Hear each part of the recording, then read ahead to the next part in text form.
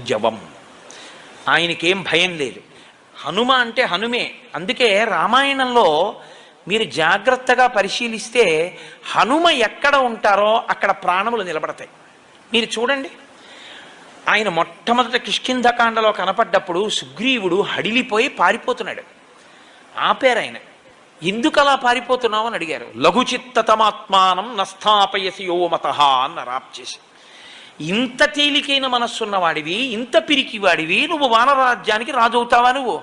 అహో శాఖా మృగత్వంతే అన్నారు. అది మంత్రి అంటే. ఎప్పుడు ఎలా మాట్లాడాలో అలా మాట్లాడారు. కొమ్మల మీద తిరిగే కోతి ఏమిట్రా ఈ పరుగో అని అడిగారు. ప్రభువు అని దయ చూపించలేదు. ఏమిటా పరిగెత్తడం ఏమిటి? ఎందుకు పరిగెడుతున్నావు ఋష్యమూకం మీద? వాలి రాడుగా ఇక్కడికి, దేనికి నీకు భయం? ఇద్దరు నరులు వస్తున్నారు, చూడు ఎలా ఉన్నారు.